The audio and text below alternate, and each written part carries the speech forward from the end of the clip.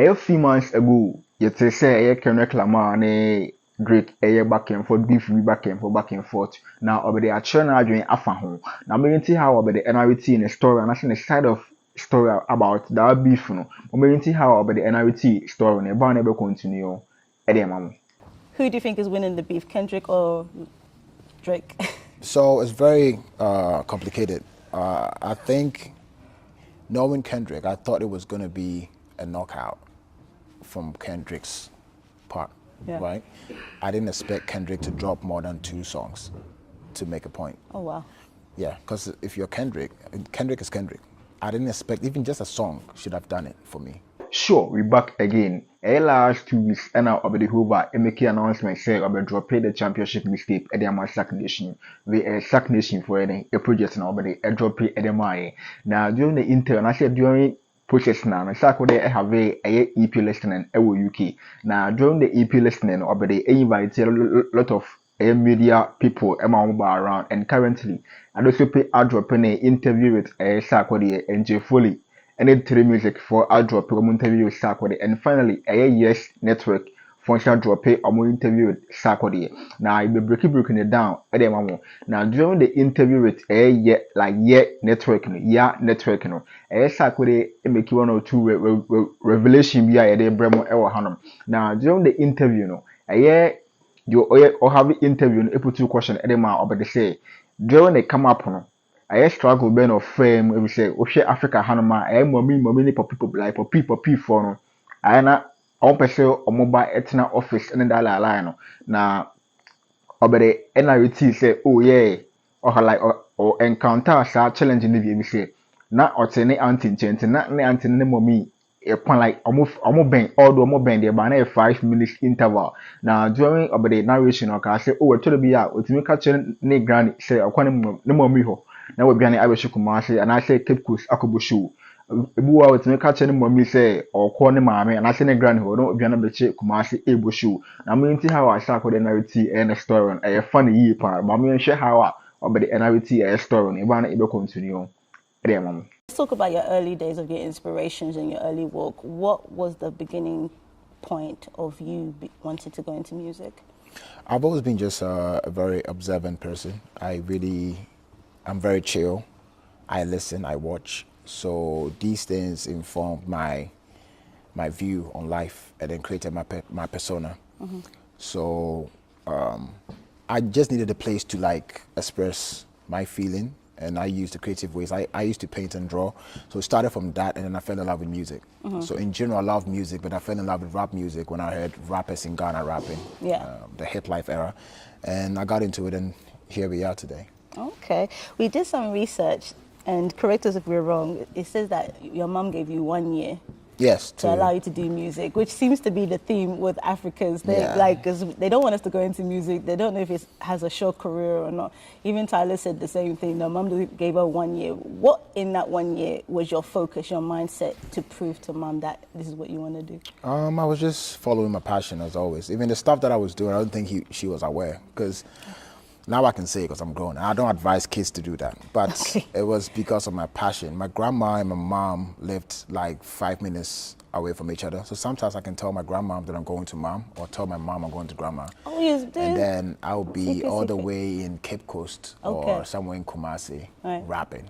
Can you imagine a young boy living in Accra or Tema, and then you are in Kumasi? Your mom has no idea that you're out there, you know. But that's what I was doing to follow my passion. So before I came on TV, I had already like built this following in these areas that I went to. So being on TV was like icing on the cake. I'm not a typical artist that you just saw on TV and like, who is this? But people knew the story. So that is why I've always had a very cult following type of situation, because they knew the story before. So all this is like a plus.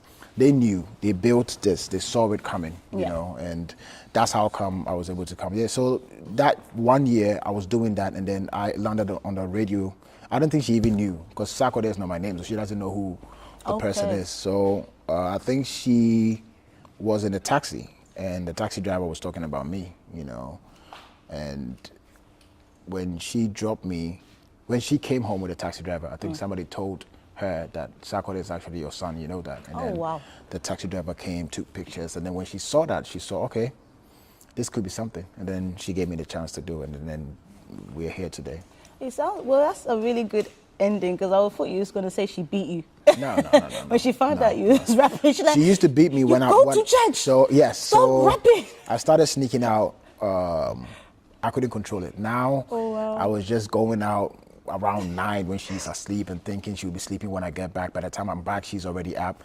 You know, so I faced a lot, but I loved it. My mom shaped me to become a responsible person. So though I'm in the entertainment industry, I still have an approach of somebody who was being brought up in a certain type of way. You know, so. It helped in a way, but I think as a typical African parent, telling them you're going to entertainment is like you're literally going to commit suicide or something. Right. You know, my son is trying to do music or dancer or, you know, doesn't sound right. And not just them, the family members, friends, they're like, so you won't tell your son to find some work to do. You know, he wants to go and rap. Not even sing, rap. You know, singing is even different. But yeah, it's just a matter of building momentum, and she's seen me on stage and people loving what I did, then she gave me the chance to do it. So one more question, was there a strong cult following for the love of rap when you was coming up? Yes. Like a few of your friends, but it just hadn't broken out yet. It was there was a lot for it, because I remember when I used to travel, I always stand out when I go somewhere. I've never picked up a mic and then people were like, oh, he's okay. It's always been wow, you know. So I felt like I had more in me than just love and rap. I knew I was supposed to do this. Sure, in TSA and obedi Hoover NRT, and it's a story between on and mommy and asking a family issue. No, like the mommy man 1 year, she wants me for improve baby and children, and the mommy cry who not, and a driver, the like the mommy a fire. Then a driver near the AD or Sarkodie who dance actually my man, the mamma cry any hour say obedi a 20 mile blue. Into Brian mommy who say, oh, any Michael blue the any. A good ne passion and any own follow. Now I interview no question a girl no put 2 question at my Sarkodie say like young box so say oh yeah Afrobeat artist and I say oh yeah rapper. Now over the NRT say oh no yeah rapper but obit my Afrobeat you ba call a USA and American phone who say over the Afrobeat artist but there be only Afrobeat artist or ye be obetimi aye na oye ba oye rapper e ba na rapper dia oye rapper na me nti how oye obede NRT that story no ye ba na be continue e dey mamo. Let's have a discussion also about artists feeling free and their expression, because the last few months there's been this discussion whether artists, you know, they carry the Afrobeats title, not to carry the Afrobeats title, to have the freedom of expression to again to do any genre. I was watching Adeshope's interview and he was saying, okay, if Beyonce wanted to do an Afrobeat album, which she did, does that make an Afrobeat artist? Say no. So what's your thoughts on that, where there seems to be a tug of war where people feel like, oh, they're denying Afrobeats, and some people just say, well, I'm an African artist, but I want to be able to do different genres and feel free about it. What's your thoughts on that? I'll be the first advocate for freedom, because I feel like creativity thrives in freedom. People can create when they are free. The best case scenario would have been that we all uphold Afrobeat, because this is a chance where we have gotten, I have the right to say I'm not an Afrobeat artist because I'm a rapper, right. You know, but this is a big umbrella that makes it easier for African artists. So being a part of it and repping it doesn't really hurt you that much. It's actually, it brings pride, you know. When I'm in the midst of rappers in America, I feel like a king when they see me to be an Afrobeat artist, though I'm a rapper. It doesn't really change much. So, but I also wouldn't fault somebody who doesn't want to associate with that, because it's about creativity and freedom. So allow somebody who doesn't, it hurts because you feel like this person is so huge, you'd have been of good influence if he rep Afrobeat, right? But you can't really force that. I think everybody, let them create what they're creating, you know, and then let them be free. I think there's enough Afrobeat artists already who are repping Afrobeat to the fullest, so we shouldn't bother ourselves and try to box everybody under it, you know. I'm okay with it because I like the ultimate view of Africa. So anything that projects Africa, I'm part of it. Sure, in TSC and I obedi NRT and the story but obedi so mu how and I say na adwin about Kendrick Lamar and Drake beef no more like back and forth beef no more na Sarkodie na adwin say oh a rainy although Kendrick Lamar like a dope artist, a good artist but na and can you say okọ and I say record and I say reply Drake more than 2 times. If someone phone him say, oh, you do proper, you do like do MC lyrics be good, but or apply Drake 2 times, you know.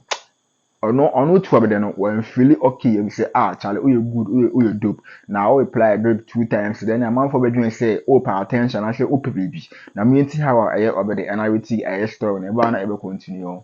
Who do you think is winning the beef, Kendrick or Drake? So it's very complicated. I think knowing Kendrick, I thought it was going to be a knockout from Kendrick's part, right? I didn't expect Kendrick to drop more than 2 songs to make a point. Oh, wow. Yeah, because if you're Kendrick, Kendrick is Kendrick. I didn't expect even just a song should have done it for me. As a rap head, I don't want him going back and forth.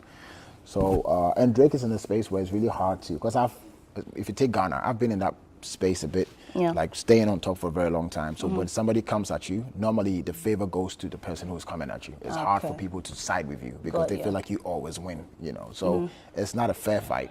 But listening to the records, he dropped, I don't know which one, Drake dropped one of the records. It's really hard. Wow. If not for the fact that people are rooting for Kendrick, that would have been probably the best out of the beef. Right. But my point is, I feel like when it's Kendrick, it should have been just 1 song. So I don't think he needs to go like 5-4 to make a point. But it's great sport. It's working in my favor. I have a mixtape coming, so it's a good era for me. Sure, in TSC, NIA or the Hoover NRT story. By far video every year network, I'm on YouTube channel. We talk a full interview in United. I want to for video free. Into the credits in an M1, but don't forget to say which video we are over like it. No one turning on notification bell. We are out.